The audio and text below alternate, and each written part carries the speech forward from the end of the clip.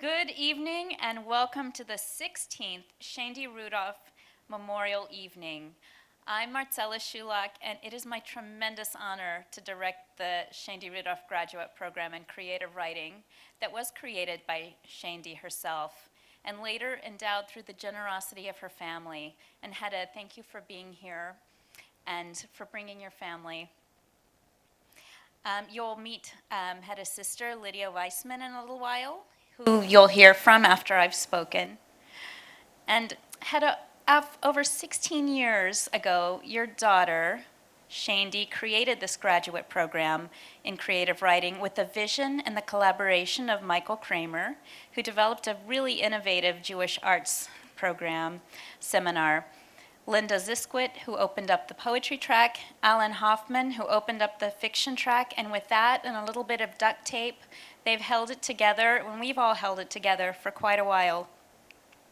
In the ensuing years, we've added literary nonfiction, and we've added literary translation.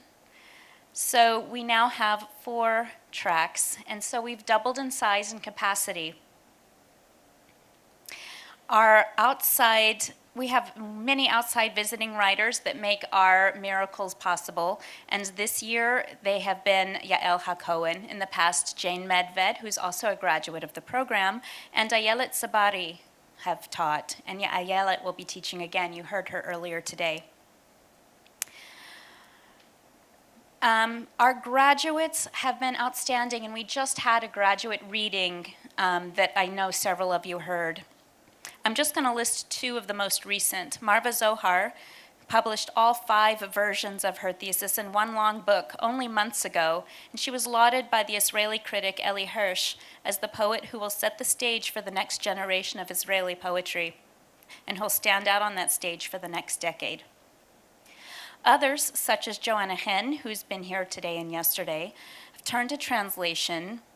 As Joanna Hen has pointed out yesterday in her workshop, translating, reading, and writing are all inseparable and necessary. She's translated Mer Shalev and our Sunday night guest, Rana Verbin.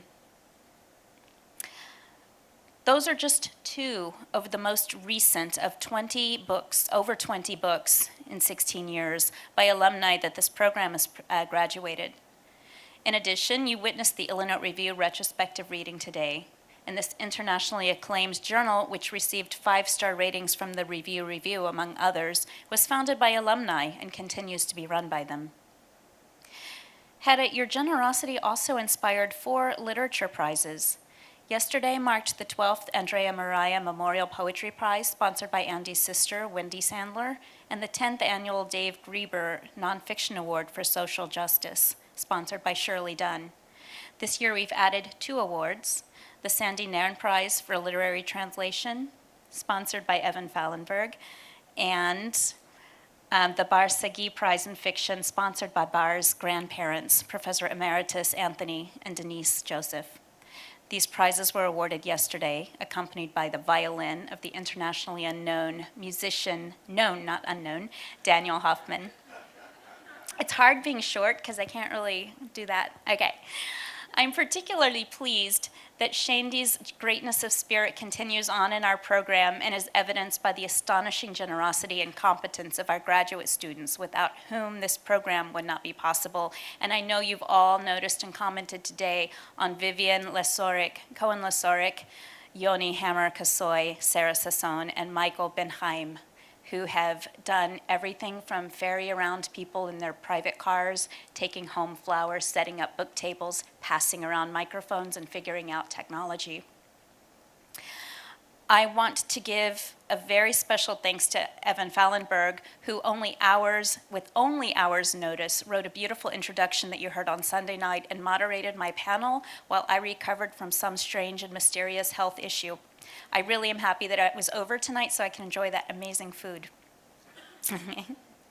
It's all okay now, but it was very embarrassing and frustrating not to be there with you on Sunday. And so, Hedda, I hope you can see what a beautiful and powerful community of care your generous gift has made possible. The thoughtfulness and devotion to literature that your daughter's dream and efforts, and your financial gift, but most of all, your continued presence among us, has really inspired us. And since I was not here on Sunday, I want now to touch upon the theme of this year's conference, which is Life Writing and the Writing Life. The title was inspired by Ilana Bloomberg's exemplary writing and scholarship.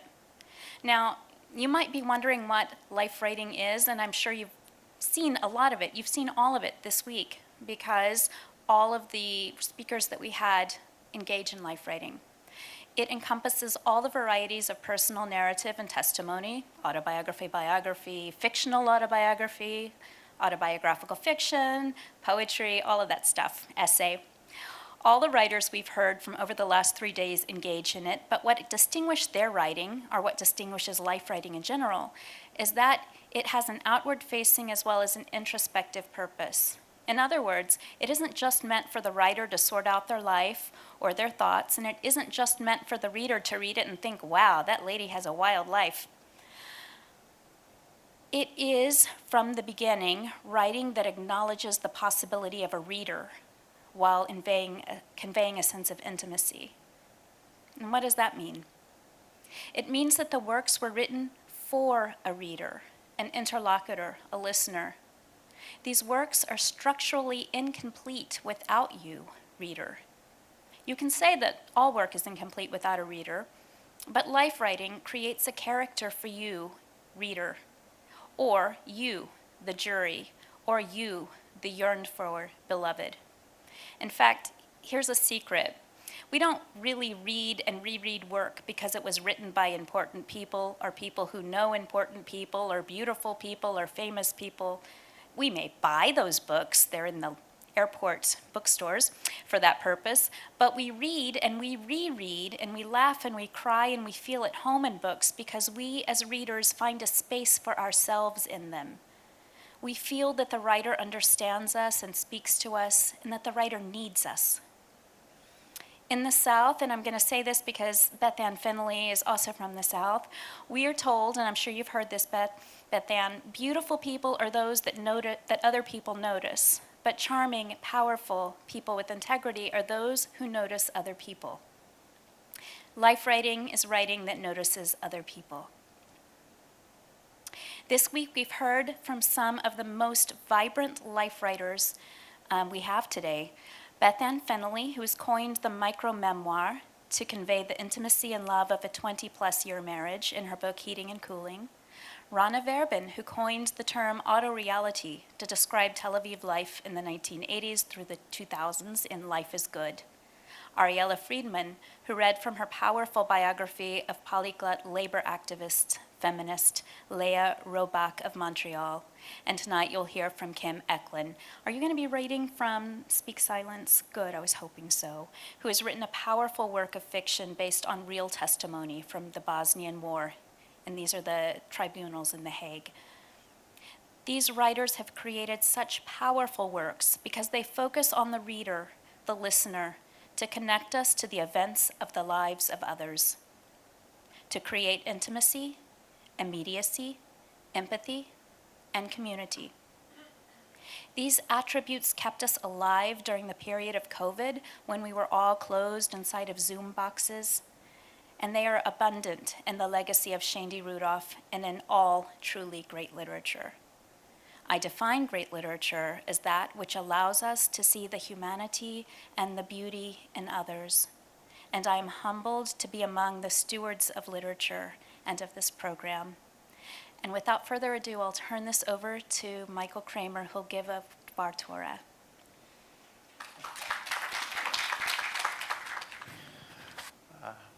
Evening. Heda, family, friends, colleagues. I'm going to begin before the Dvar Torah. I'm going to begin with a Talmudic thank you, and then the Dvar Torah.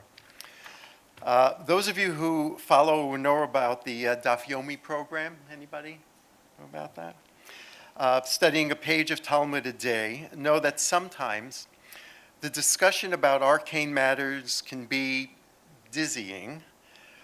Lately, they've been about androgynes and eunuchs, so it's been strange. But several weeks ago, in a digression from the main topic of the tractate, the rabbis considered a verse from Ecclesiastes that spoke to me directly and very clearly. Baboker zra et zarecha, ula'erev al tenach yadecha. In the morning sow your seed, and the evening do not withhold your hand. The rabbis seem to agree that the verse is not about agriculture, but needs to be understood allegorically. And they agree as well that it needs to be understood allegorically about old age. It's getting personal now. In classic Talmudic fashion, however, they disagree about how it's about old age. Rabbi Yehoshua says it means that if a man married a woman in his youth, he should marry another woman in his old age. So I asked my wife, okay, you know how that turned out.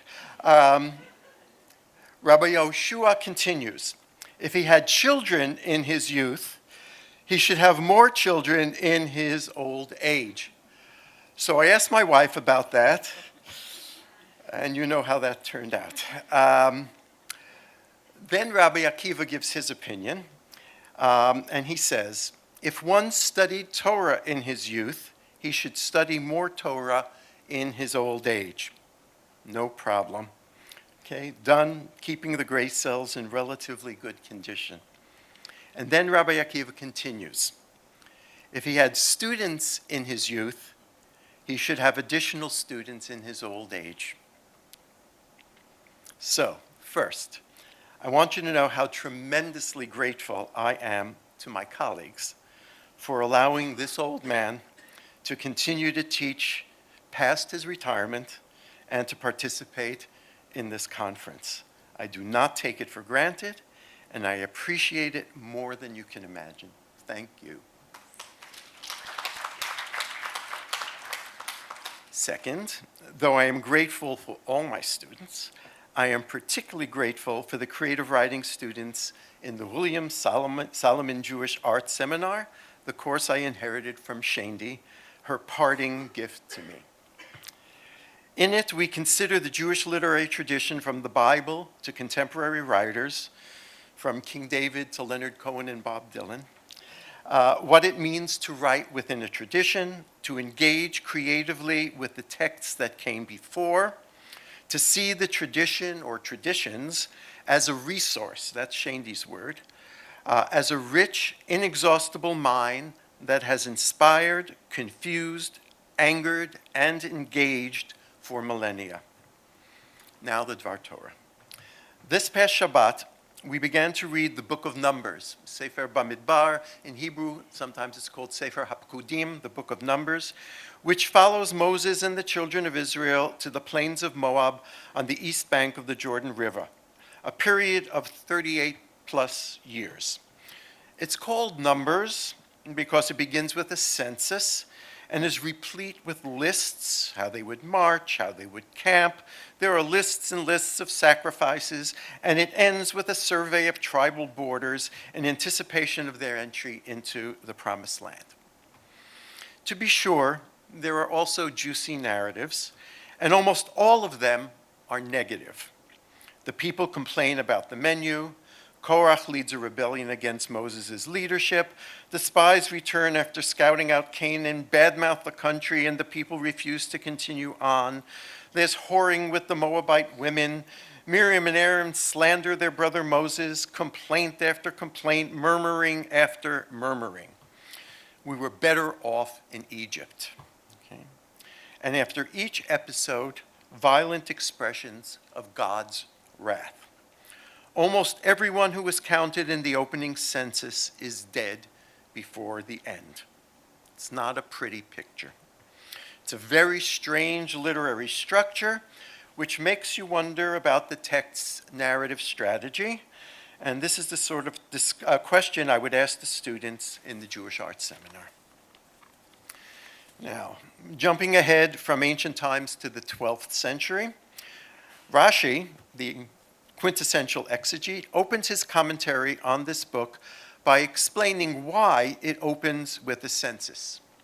It was a display, he writes, of the Lord's affection for his people. a peculiar idea to plant in the reader's head. Rashi wants to frame the book of Numbers, the book of murmurings and rebellions and catastrophes, as a love story. Okay. Now let's jump back again about 2 millennia to the book of Hosea, one of the oldest and certainly one of the strangest of the prophetic books. Anybody know Hosea? Okay, so you know. It begins this way. When the Lord spoke at first with Hosea, the Lord said unto Hosea, Go take unto thee a wife of harlotry, and have children of harlotry, for the land doth commit great harlotry, departing from the Lord. And Hosea obeys. Okay? Now, many of the commentaries read this allegorically. It's not, he didn't really go and take a prostitute for his wife, right? Hosea, right? But Rashi says, no, this is real. And he references a midrash that elaborates. So now we jump ahead a few centuries, and millennia probably, and I paraphrase and summarize the midrash. The Holy One, blessed be he, says to Hosea, the people have sinned. What should I do? This is not in the text. This is in the midrash. God asks Hosea, what should I do? Hosea responds, Master of the universe, the entire world is yours. Since Israel has sinned, get rid of them. Exchange them for another people. Okay? This annoys the Holy One, blessed be he, who wanted Hosea to defend the people as Moses did. So the Lord tells Hosea to marry a prostitute and have children with her.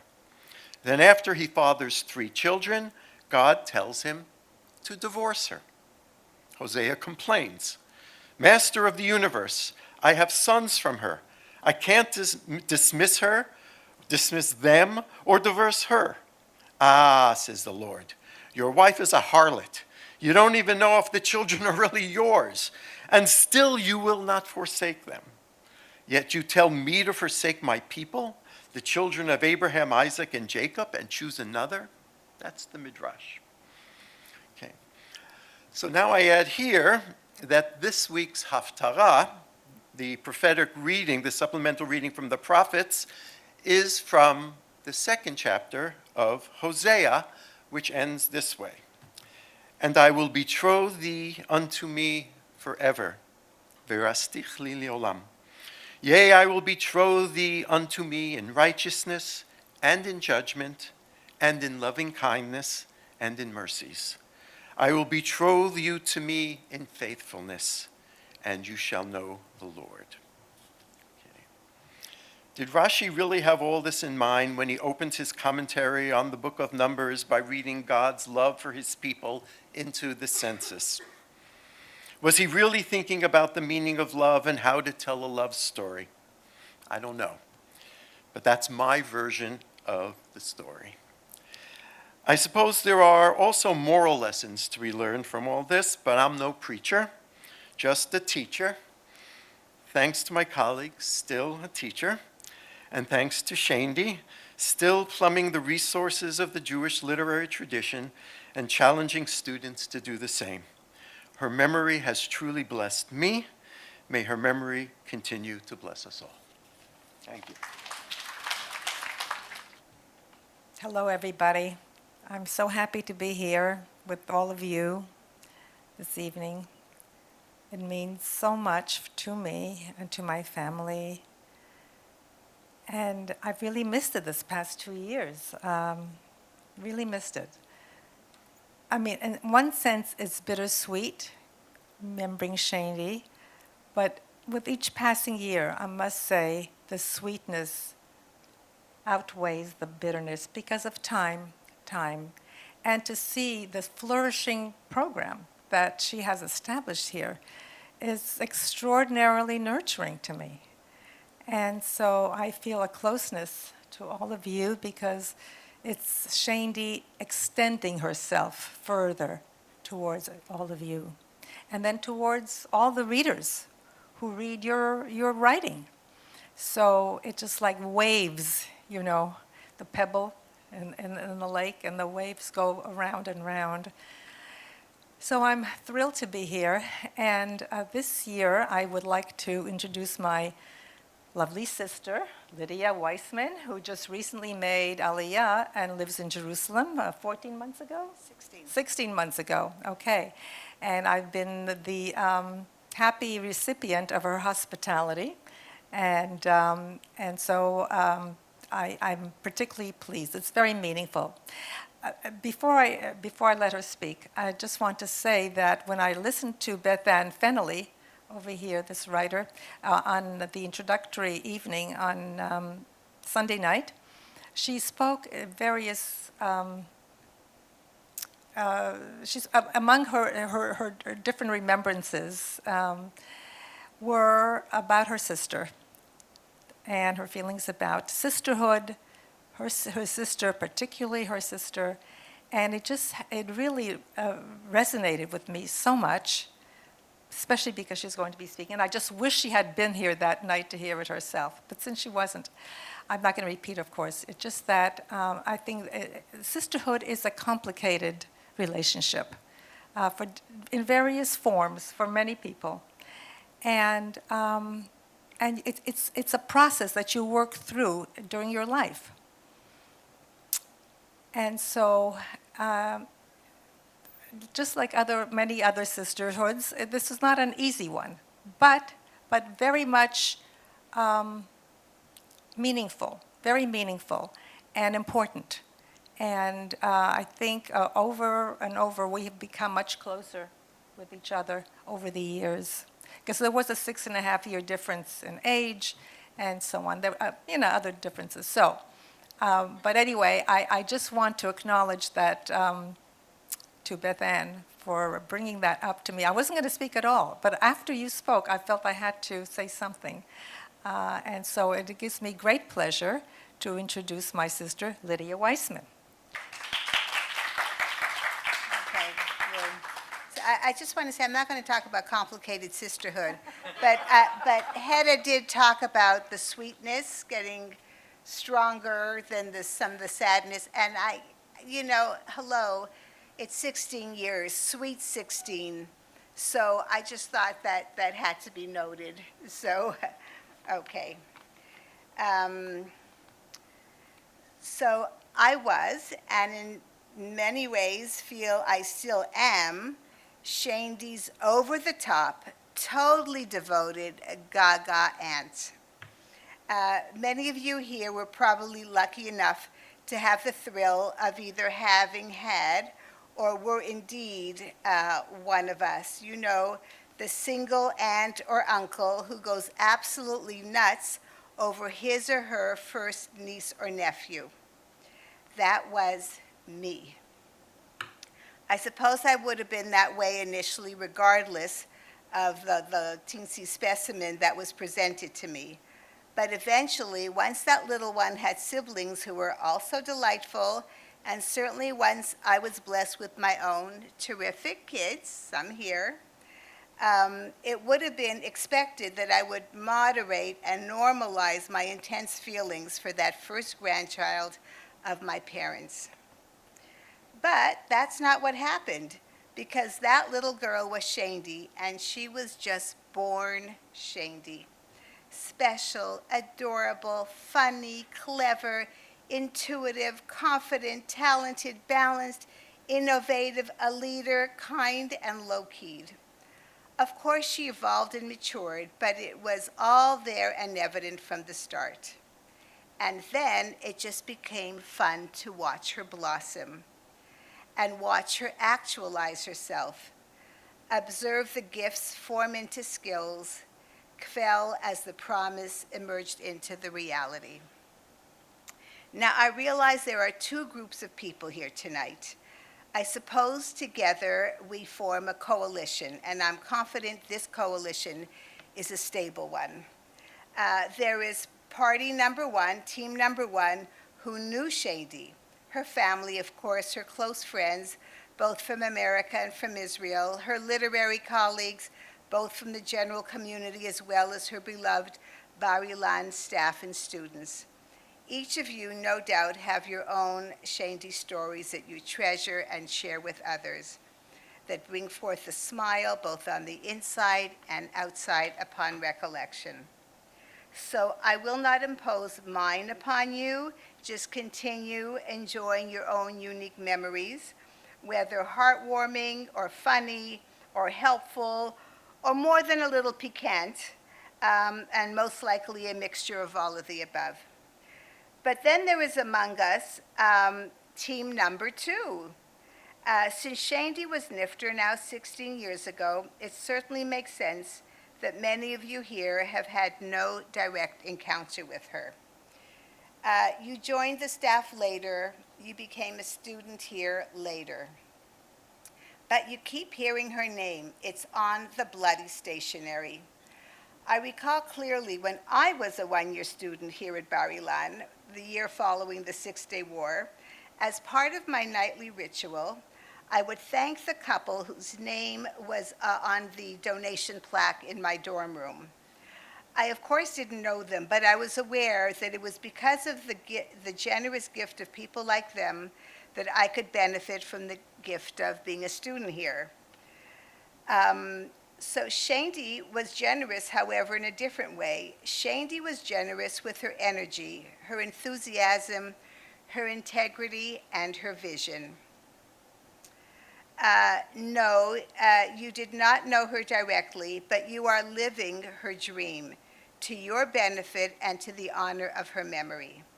Probably you have heard Shaindy stories, but my guess is in another 16 years, and then many more 16 years following, there will no longer be many first-hand storytellers. Just this wonderful institution, which she loved, and we hope will always continue to be a reflection of her goals and ideals. And those will become the new Shaindy stories told. How because of this program, you were molded as a writer, a Jew, and a mensch. So guys, team number two, it is totally on you now. So to speak, you've heard the old legend and now make your own. I do feel confident that when you do, even if you do not name her or see the clear thread, you will have inevitably taken in abyssal something of Shaindy from this program that so embodies Shaindy. Let's say, in a sense, you become a Pintala Shaindy, and I promise she'll be giving you one of her sly Shaindy smiles, and for some reason that you may not understand in that moment, you will suddenly feel a slight flutter and a warm feeling inside. Thank you. Good evening, everyone. Thank you all for being here. You'll forgive me if I keep my jacket off. I decided it was probably a little bit too much this morning when I got on the bus and the bus driver said to me, "Mabruk, I see you're getting married today." That's how common jackets are in this country, so I figure I can go without one. Thank you for being here. I have to tell you all that I'm a little overwhelmed. I'm a little overwhelmed. It's been, first of all, a 2.5-day conference, and that's intense. And we have Marcella to thank for that, who did an amazing job pulling all of this together. Yeah, thank you. And it's also intense because what we do is intense. It's not just equations. It's deep thinking and talking. And a number of you have come up to me and said, "Wow, thank you guys for continuing to do this because it keeps us charged. It keeps us going. And when we all go back to our regular lives and then we have this to be able to step back into, it's really, really important and extraordinary." And you know, there was someone here who was here earlier today who was in the first group that came into the Shaindy Rudoff program. And she reminded me of something that I'd forgotten, and maybe many of you don't know. This was actually the first writing program of any kind in this country. The first Hebrew program only came to Ben Gurion University several years later. So this was where, and she was a Hebrew writer. And so I said to her, "What were you doing here?" And she said, "Well, it was the only program. And so if I wanted to study creative writing, I had to do it in English." And so that's pretty amazing. It's even more amazing when you think about what Shaindy created here. Shaindy and, I mean, she was the person behind it, but then with Michael Kramer and Linda Zisquit and Alan Hoffman, and if I'm forgetting somebody, I apologize. I wasn't here then. I'm also humbled because, I mean, Michael's Deval Torah.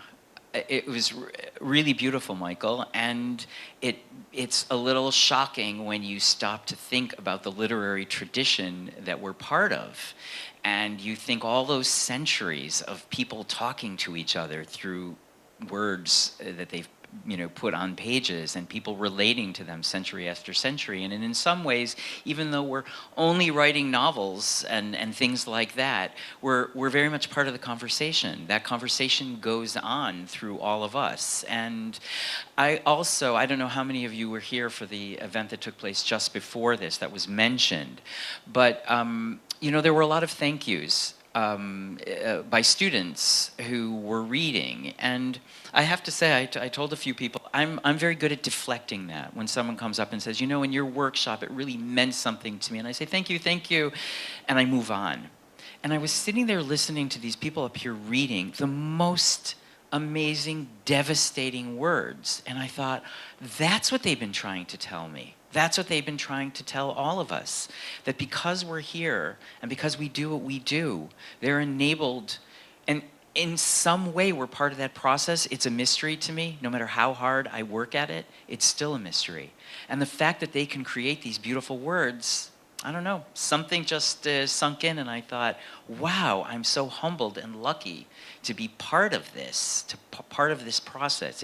It's fantastic. Right. We're here to talk with Kim Eklund. Kim Eklund, you know what? Kim is a good friend, so I don't walk around with her biography in front of my face. And you have it all in front of you, but I just want to remind you of a few things.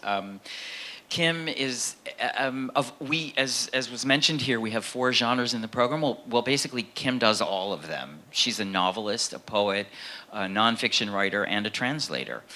She's the whole package, and she's won, I'm not going to do it, she's won a lot of prizes, and they're all deserved. I'm a big fan of hers, as a writer and as a human being. And I feel very lucky that we were able to bring her from Canada to be here with us.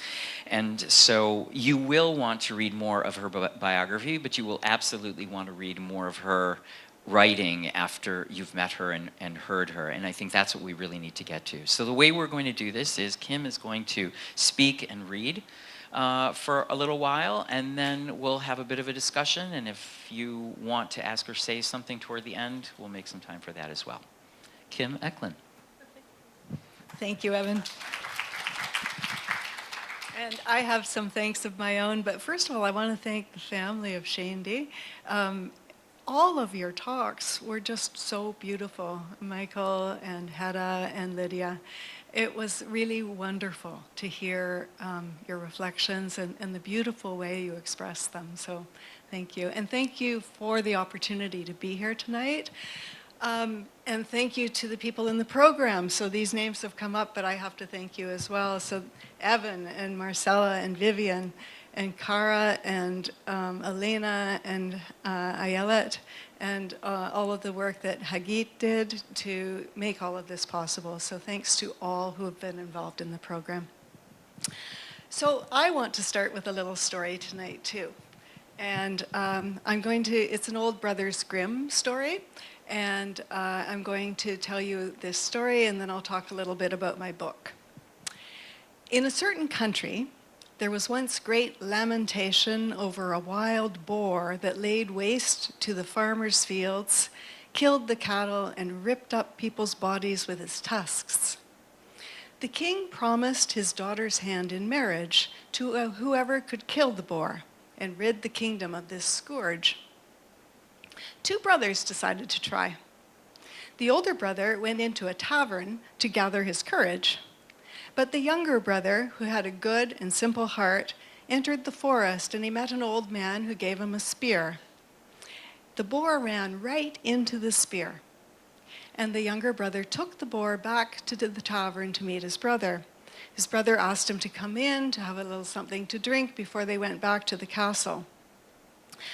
As they were crossing the bridge, the older brother let the younger go first, and then he killed him with a blow from behind, and he buried him hastily under the bridge. He took the boar to the king, married the daughter. He said that the boar must have ripped up his younger brother's body. Many years later, a shepherd was crossing the bridge, and that shepherd saw a bone poking out from the sand. He decided to make a flute from it, and to his astonishment, when he blew on the bone, it sang a strange song. Friend, thou blowest upon my bone, long have I lain beside the water. My brother slew me for the boar, and took for his wife the king's own daughter. The shepherd was amazed by the singing bone, and he took it to the king, who instantly recognized what the song was about. The skeleton was found and dug up from under the bridge, and the older brother confessed, and he was sewn into a sack and drowned. And the story ends, but the bones of the murdered man were laid to rest in a beautiful tomb in the churchyard. So I think that a part of our life is lived in quest to overcome and uncover the secrets, our own personal secrets, the secrets that are guarded by our families and by our communities. And as we allow our consciousnesses to shift and change and hopefully expand over the course of our lives, there's more space to accept and hold multiple truths. So I want to hold an idea, quite a simple idea, at the beginning of this talk. I want to hold the idea that a great truth lives only in the context of other great truths. So for each great truth, there will be other great truths around it in order that they can exist. And the novel that I want to talk to you about tonight, Speak Silence, is about trying to bury bones that refuse to be silent. But it is also about the king who recognizes the meaning of the song when he hears it. So Speak Silence, this novel, is the story of Gota. She's a Canadian woman who falls in love with Cosmos. He's originally from Sarajevo. They meet in Paris and they have this wonderful love affair. But Cosmos disappears and Gota returns to Canada pregnant. They lose touch. She raises their daughter, there's war, and finally after the war, Gota says that she wants to go to Sarajevo, see if she can find Cosmos. While she's there, she meets Adina, who happens also to be a friend of Cosmos. And she learns from Adina about the International Criminal Court trials that are prosecuting war crimes from that region. She can't turn away from this knowledge. She decides to cover it and write about the trials. This is the opening of the book. "They're still shooting," said Jacques Payak. "I'm going," I said. "The borders are open." "I run a travel magazine," he said. "I'll write a travel piece." "About war?" "About film." "When the hell are you going to settle down?" "Why should I settle down?" "What are you hoping for?" "I only want to know, to tell." I had watched the war on television for years. I had watched life in a city under siege. I had seen people from a bread line bleeding on the ground. The cameras pulled back and I saw smoke and fire from apartment towers. My name is Gota Dobson. I saw these images on the same screen that I watched cartoons with my only child. Intolerable shame. To watch an old woman in good leather shoes hurrying over rubble along the edges of buildings. To watch boys and girls playing on tanks. To change the channel. To live in the unattended moment. To be where I was not. The war did not abate, and the news remained clear and constant, and the world struggled to rouse itself. To know is not enough. Now, the specific trial that I fictionalized in the book is called the Focha trial, and all of the International Criminal Court trials are available online. It's a wonderful international resource. So if you're interested in any of the trials, they are meant to be a world resource, and you can read the full transcripts of the trials and see actually recordings of parts of them. The reason I became interested in this specific trial was it meant this trial was prosecuting for the first time the crime of rape in war.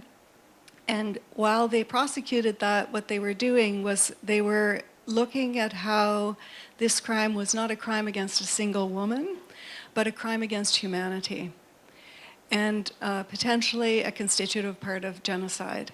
So it was transformative law. This kind of law had never been codified until the 1990s. And the thing that I was very moved by was that this transformed the crime of rape against women in war from an individual crime to a crime against humanity, which means it's a crime against all of us. So to try to contextualize that and to show why it's so important, we have a long tradition of rape in war that dates to Homer, dates to the Iliad, so 760 BC. And when the Greeks have won the war, the general Agamemnon says to the soldiers, and this is what is embedded in our consciousness from storytelling, "Let no man hurry to sail for home, not yet, not till he beds down a faithful Trojan wife, payment in full for the groans and shocks of war." So this is our notion since 700 BC about the woman's place in a war. It's one of the early allusions to women as war booty, taken home as wives, captives, slaves. 3,000 years we have to move forward to now, and to the changing consciousness, shifting consciousness. At the beginning of the last century, so in the 1870s, just to give an idea, there's the first conference for women's rights, and this is in conjunction with the Paris World Exposition. The delegates were from 12 countries. So we still have a long way to go. So over the next century, through the 1900s, we get a new kind of growth of consciousness around women's roles in society. Women get the vote. Women begin to write about their quest for equality. And we get shifting ideas around women's bodies and around women's roles in war. So by the 1990s, when the FOCHA investigation after the war crimes tribunals are set up at the international criminal courts, we finally are in a place of consciousness where we can begin to think of rape and war as something quite other than we have for almost 3,000 years. This was one of the things that drew me to this story, because when I read about it, I thought, this is revolutionary law that's happening. I didn't know much about it until I started talking to people who were working on the trials, and I asked myself, why don't you know about this? So that's one great truth. But there are other great truths that provide the context. And interestingly, again, 415 BC, so 300 years after Homer, you have Euripides, and he writes The Trojan Woman. The Trojan Woman tells the story of the women who were awaiting possession and rape by their Greek captors. So I found that also really, really interesting. So we can't think that there's only one line here. There's a couple of lines going on contiguously. And one of my favorite lines in that play is the women singing together, "We need a new song." So I think this is like the feminism that I have grown up with in this century. We need a new song. We need new words. We need new language. Virginia Woolf talks about, in her great anti-war book, The Three Guineas, she says, it's time to tell a new story. And I think that what happens is that in this trial at the center of Speak Silence, the voices of these women are creating the new song, the new story, and also new law. So my story began because this war kept erupting into my life. I was watching it over the course of, the years that it unfolded. And after I had watched it for the number of years and it finally was resolved, then the war crimes trials started to interest me. A number of Canadians were working at the International Criminal Court, so I was hearing a little bit about it. The UN-sponsored organizations like this have to be bilingual French-English, which is quite interesting because all of these trials were transcribed into English and French, but not into the languages of the region, which is shocking. But they were all simultaneously translated, so there's a record in the oral accounts, but they were not written. But we do have the English and French transcriptions. I went to The Hague. I met Ian Reid, a Canadian case manager, who showed me the courtrooms, he showed me the witness rooms, the evidence vaults, and he taught me how the cases were built. I interviewed the lead prosecutor on the trial. She described to me, this is a very interesting story, how the women witnesses were found. So many of the women who had been survivors from the Bosnian War did not go back to their home places because they couldn't. So they were settled around the world. And although there were only 16 women who testified, they interviewed several hundred women around the world to find out how to build the case. Because there were two parts to this. You had to build a case in which the perpetrators were all linked by the women, but you also had to find women who, a decade after they had settled in new places and were raising families and learning new languages and working in new positions, these women were willing to come back to the court to testify. And this would be the first time that they would see their perpetrators in person. They'd be in the same room. So it took very, very special women who would agree to testify, who fit into the case, and who had the resilience, the emotional strength and resilience to want to do this. Then I went to Sarajevo because I was always not sure that I could write this book. I knew it was going to be difficult. I met Salem, who was at that point a tour guide officer, he ran a company. If you ever go to Sarajevo, he runs a company called Funky Sarajevo Tours, Breaking Prejudice, and I highly recommend it. His sons and he run it now. They had a wonderful, wonderful way of running this. They would take you to all the beautiful places in the region, and then slip in visits to war crime sites. So I knew about Salem because he was a former soldier, and I knew that he had been a driver for the UN investigators. So I phoned him and I said, would you take me to some of the to war crime sites? And he agreed to. And then Ian from The Hague came as well. So this trip, in terms of the research, was absolutely fascinating. And I felt like I had two sets of information coming into me. So Salem was driving, and he was always smoking and drinking coffee and talking all at the same time while he was driving on these little mountain roads. But he knew and was happy to tell the stories of what happened on the ground to him as a soldier. And then in the back seat, I had Ian, who is a case manager at the courts, and he had, his iPad full of all the stats.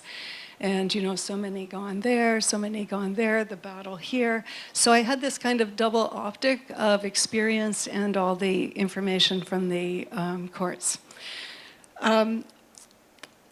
We had a very interesting trip. Salem, interestingly, had never been to Foča and was at first a bit reluctant to explore with me this particular crime, this particular war crime.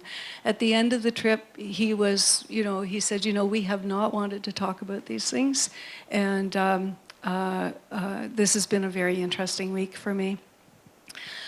When I got back to Sarajevo, I went on my own to see Bakira Hasecic, and she runs the Women Victims of War NGO. And she spent a generous day with me. She's been collecting testimony for ever since the war ended. And she showed me the files. In the offices, I saw just lines and lines of files of women who had told her their stories. And when I was leaving that day, I said to her, what can I do? What's important to you? And she said, I need money, because many of these women do not have enough money or family support. And I also need the world not to forget. And so this was actually after all the various meetings and interviews and stories that people had told me, that was the moment when I thought, okay, I can do this story. So I structured the novel as the trial was structured around 3 generations of Bosnian women, the grandmother, the mother, the daughter. And I wanted to mirror these 3 generations with 3 generations of Canadian women, so the narrator, her mother, and her daughter. I always feel that we are not that separated from each other. When I step out into the world, whether it's out my front door in Toronto or onto a plane, it is the feeling of connectedness and well-being of others that is my own condition of well-being. And so in much the same way as I was watching the siege and wondering, how could I not share this suffering in Speak Silence, Adina and Goda feel connected with each other. And I wanted to read a short section where Goda is talking to her own mother on the Canadian side about the work that she's doing. Ma'am said, "Don't let them criticize you. Live your life. I wish I could give this fierceness to all young women." Ma'am showed me an enormous old family Bible. On the births, deaths, and marriage pages, someone had scrawled after my great-great-great-grandmother, Bridget Margaret Murray's name, Biddy. She was 9 years old when she left Ireland during a famine. What did she do? Who took care of her? She had got pregnant by a soldier back from the Crimean War, and she died in childbirth at the age of 16. Hunger, child pregnancy, death. This tale of her life was written on a piece of vellum paper in fountain pen ink, tucked between the pages of Genesis by the same anonymous and neat hand that had written her nickname on our family tree. Ma'am said, "Our whole line comes from that girl." It's a complicated proposition to write about this kind of subject, but in fact, many women have courageously told their stories, and these stories have been transcribed by the courts for all time. When you're writing fiction, you're always looking into the unlooked at places. You're always going into the unknown to see what is there and to find truth. I think that deep listening is actually one of the most dangerous things you can do. Because once you've heard something, you can't unhear it. Listening means wisdom. Listening means knowing. Listening means things that will delight you, but that may torment you. And after you listen, the next question is always, what do I do now? What should I do? Writing fiction is solitary, but it's not a closed life. It is exactly the opposite. A writer is always aware of the torment and the fleeting delight, and a writer is forged by this awareness. If a writer doesn't tell, who is going to tell? So in this last exchange between Goda and her mother urges her to be tough and loving at the same time. I was leaving for New York for 3 days, and I worried aloud to Ma'am about leaving Biddy when I traveled for work and about feeling restless and needing to write about the things that I care about. Ma'am said, "Goda, you've had it all." She was rarely impatient with me, and this stopped me. I said, "I'm sorry." She said, "Work, Biddy's fine." I said, "But I worry about being away." Ma'am asked, "Aren't I doing a good enough job?" I didn't mean that. "Biddy is doing what she's supposed to be doing." "What is that?" "She's learning not to need you." "But I still need you." Ma'am said, "I know. I need you too. That is the strangeness of love." So my time's almost up, and I'd like to end with a last passage about the women who came to testify in the courts, the women who built the case and who created trust with the witnesses. The interesting thing about this trial was that it was almost exclusively run by women. The head prosecutor was from Germany. The head judge was a woman from Zambia. Prosecutors were from New York, Nepal, and Canada. The witness support workers and translators were from Holland and Croatia, and they were all women.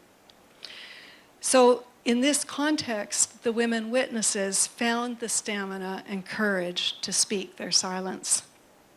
I'll end with my tribute in the novel to them, and also a tribute to you and to all of our willingness to hear this truth. It was the women witnesses who won this case. They refused to back down. They refused to remain silent, and they refused to hide. They transmuted the word victim into hero. I am in awe of their strength. They spoke for themselves and for us. The whole world cannot stand trial, but we can all be responsible. A human is human through others. Thank you.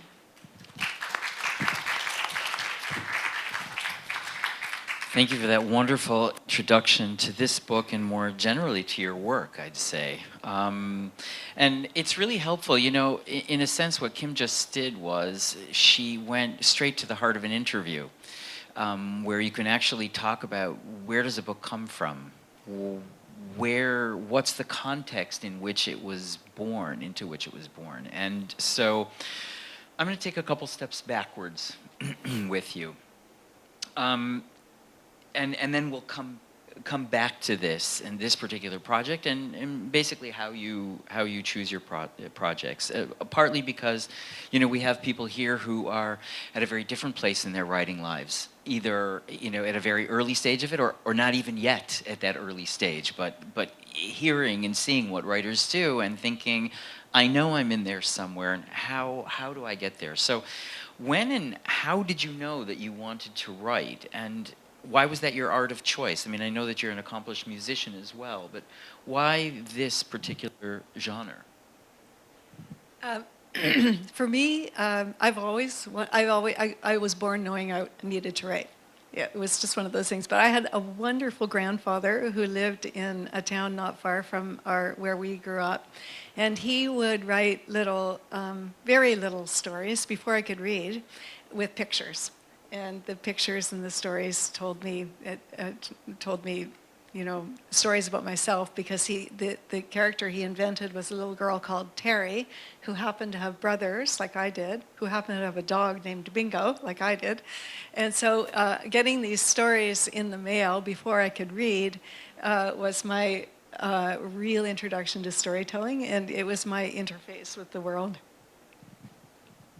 You're lucky you had that grandfather. So, in your novels, you have tackled some events in the world's current history, really big ones, like this one that you just described, like the killing fields in Cambodia. And, you know, here in Israel, we know this phenomenon. As a matter of fact, Israeli writers are expected to write about the big issues, or the big issue here in this country.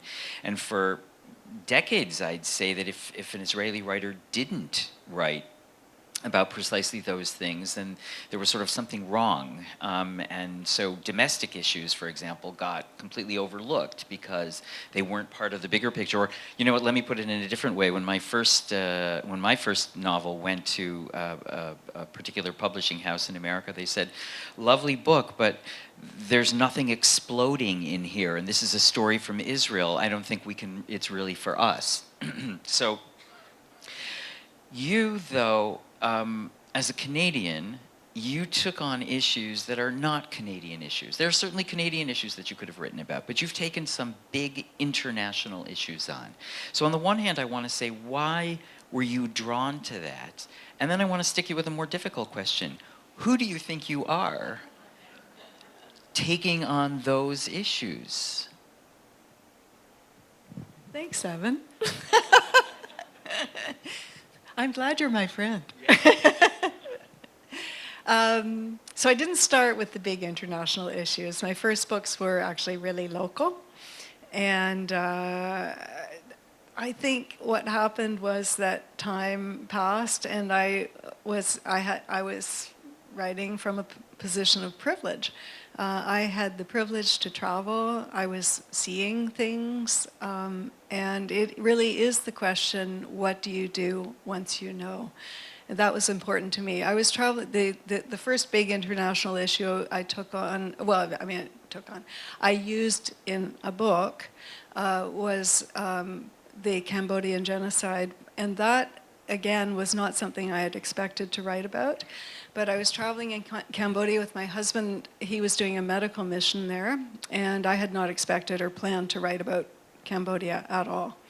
But at the time we were there, it was illegal for people to talk about the genocide to foreigners.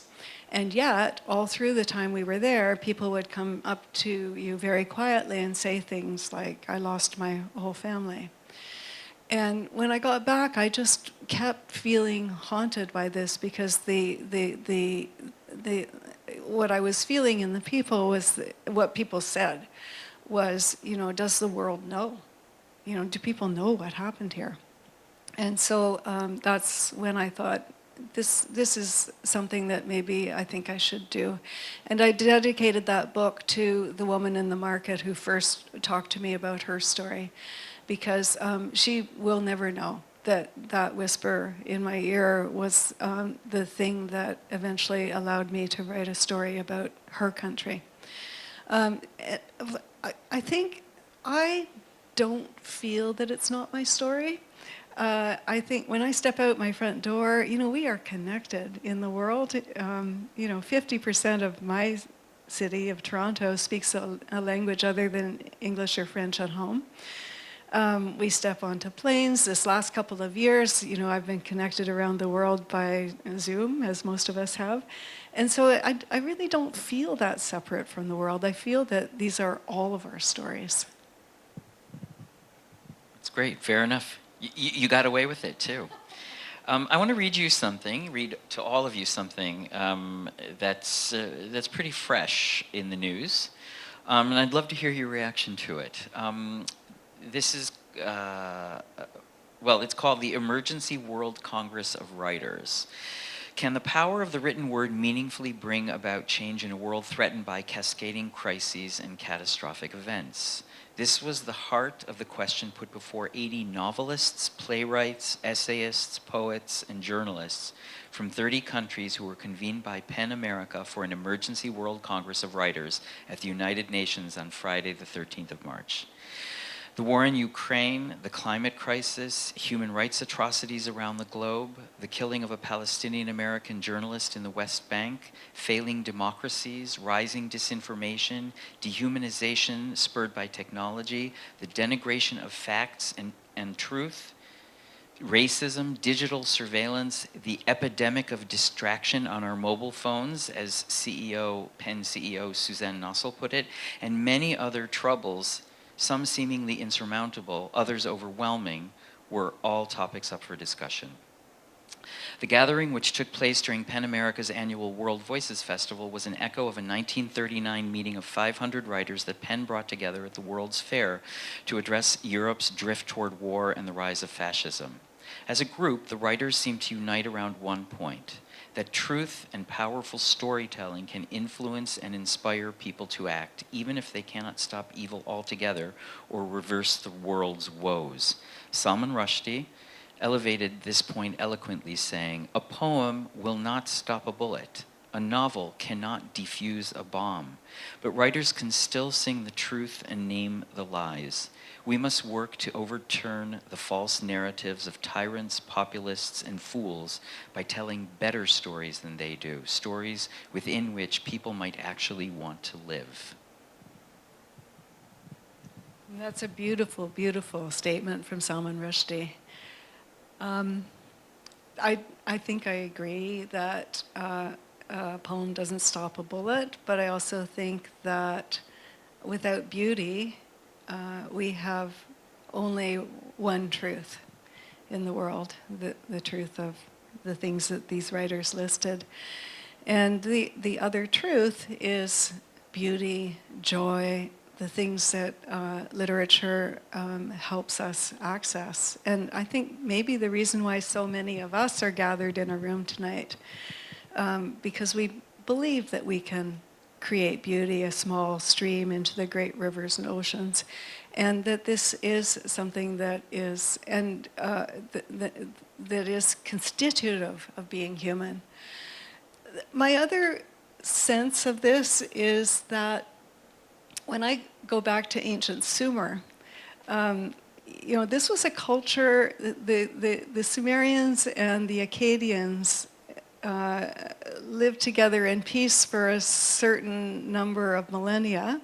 And then that relationship between the two cultures became a culture of continuous war. And eventually the Akkadians overcame the Sumerians, and the Sumerian culture disappeared. But the Akkadians, even though they overcame the Sumerians because they wanted their trade routes and they wanted the power of their cities, they admired their writing so much that all of their tablets were bilingual. And so you can see that from the beginning of recorded history, humans have loved the written word. And even humans who can't stop themselves from conquering each other and creating wars with each other will hold on to beauty and the beautiful words that the Sumerians have. Sumerian is a language isolate, and if the Akkadians had not done those bilingual tablets, we would not have any access to translating them. And so this is also a gift to the future that those bilingual tablets gave us. That's great. What you've just proven is that, for all these thousands of years, the importance of the written word and the stories that we tell, is so huge. And I know that I encountered somebody recently who said to me, "Oh, I'm a Bar Ilan graduate in engineering, and where are you?" And I said, "Well, in the Department of English Literature and Linguistics in humanities." And he said, "Are there still humanities?" And it was one of those rare, awful moments where I really had nothing to say.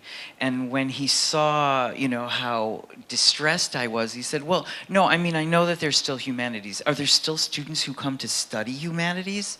Which was even worse. As far as I was concerned, he was digging his grave and mine. And we hear things like this, and I think that's enough proof, that without all of this, without these words, without this this attempt to bring beauty and truth to the world, where would we be? So you've shown us a little bit, a bit of a window into how a project kind of comes to you and then what you do with it. But can you describe that maybe a little bit more? So you told us about Cambodia, and basically what happened was you made a trip there, and then it grabbed you. It grabbed you. And is it something similar, with what happened with the war crimes trials? And do you? There must have been other things. There have been things in the news or trips you've taken, other events that you've been witness to that haven't turned into a novel.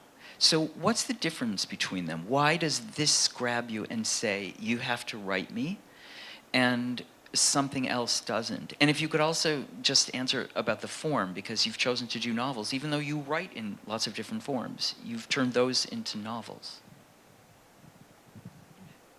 I think you mentioned mystery a little bit earlier, and I think there is a very strong element of mystery. And because I know that there are so many writers here tonight, for me, it's about following energy. So it's an intuitive thing, and it's barely articulable. I'll be interested in lots of things. I'll start to write something, and it's where, when you wake up in the morning, where that energy is, and I try to follow that. I try to be faithful to that. So it is a bit of a mystery. Form, and again, because I know there's a lot of writers here, the form is never all that clear to me until I've written. And if it's of any reassurance, the first draft of the Cambodia book that I wrote, it was 400 pages, and it was rejected by every publisher, every agent, everyone everywhere. And I thought I was kind of done at that point. I thought, well, how can I go back? You know, you can't go back to the same publisher with the same book, even a rewritten version. And I thought, okay, I'll just stop. I'll teach. I'll do other things. And a week later, I was back at my desk. So it's what you can't not do. And I think that's what how writers function. You know, you can't not write. And the next version was the version that was the true version. And I thought, well, nobody wants this book anyway. I'm going to write it exactly the way I want it. And I wrote it in the second person. I got rid of all the research. It was down to 150 pages from the 400 pages, and that was the one that worked. So it was a huge lesson to me to follow where your energies lead you, and to be true to them regardless of what people say, because your reader always knows when you're telling the truth and when you're I talked about this a couple of days ago, being authentic to yourself. And we want to be with people, with writers, with books, where we feel that powerful authenticity. You called it the true version. So why didn't you write the true version the first time? Why did you send that 400-page manuscript out? Do you know why?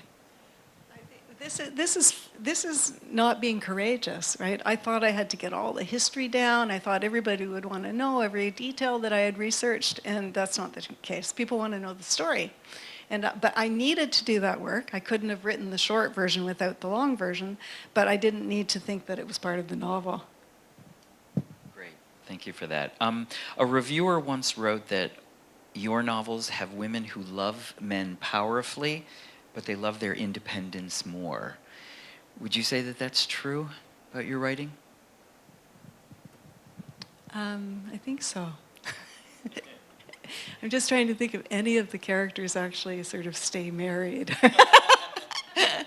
I don't think they do. I think they all are pretty independent. They have lovely relationships, but sort of like the Inanna story, they're willing to sacrifice them for their freedom.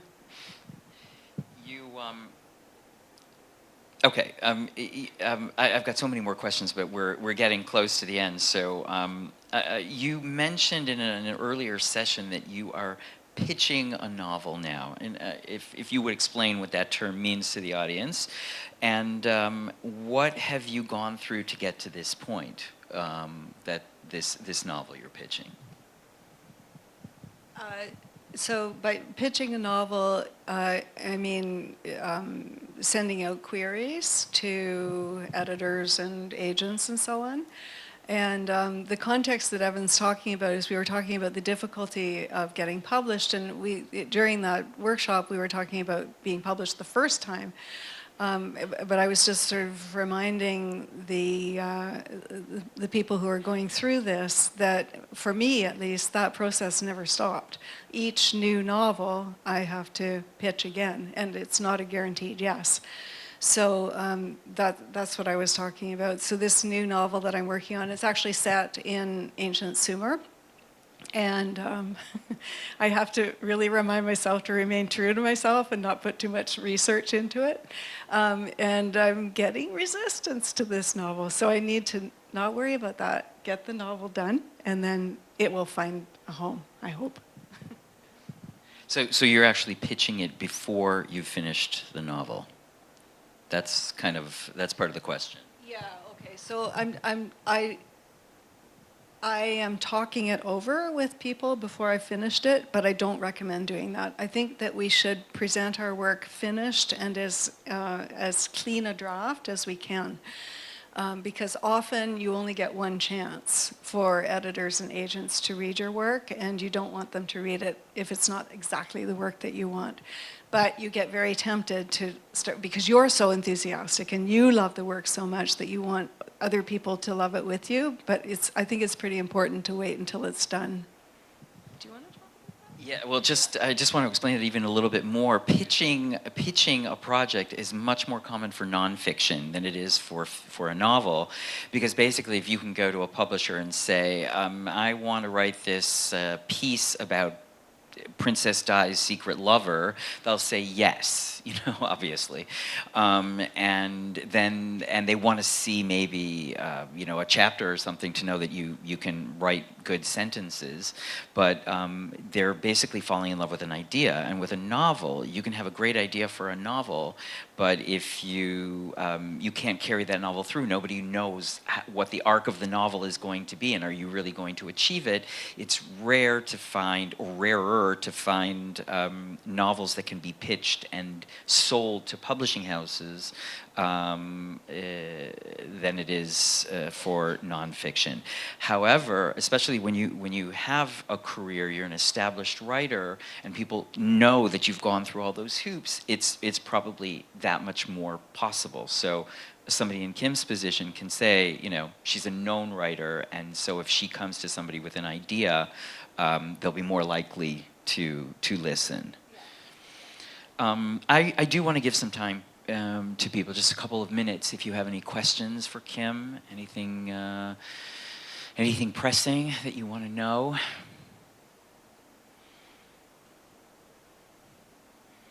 Before we freeze under this Arctic air. It's amazing up here. I don't know how you're all experiencing it, but it feels like it's blowing straight from the North Pole on us. I'm sorry I didn't put on my jacket, actually.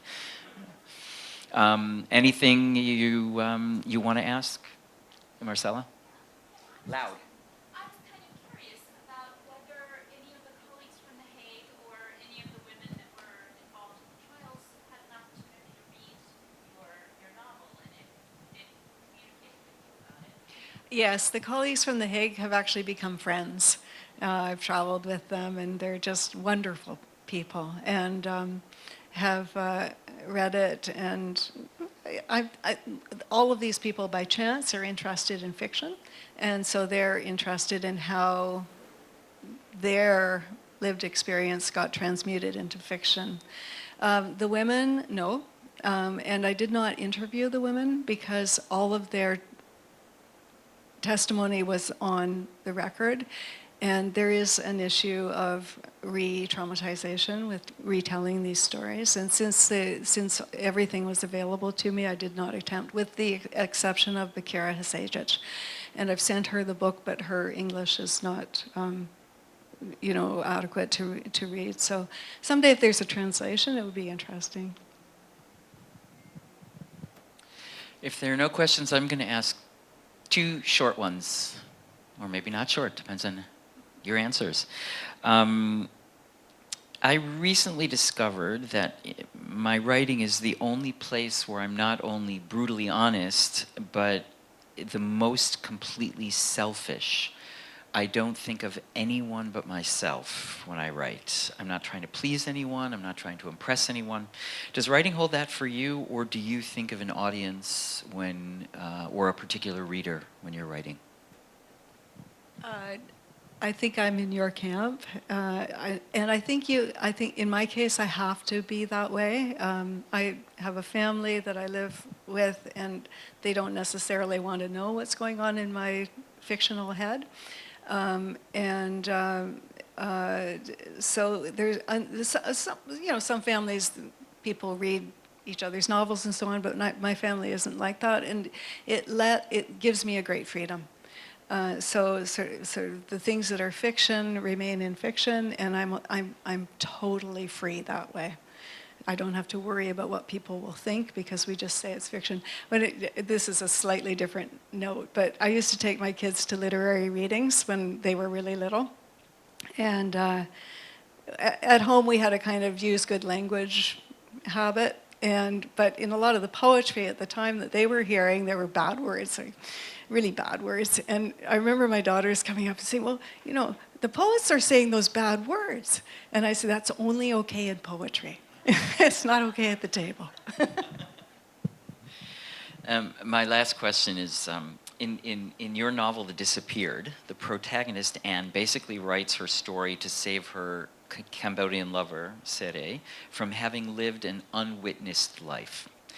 you did me the great favor of reading my most recent manuscript, in which it could be said that a writer named Ellen wrote in order to save a young man named Yale from having lived an unwitnessed life. And I only made that connection really recently, that we're both kind of looking at that and giving those voices out. So do you think that's what we're doing all the time? Are we giving voices to the voiceless? And why them? Why do we choose those particular voices? Because there are a lot out there who don't have a voice.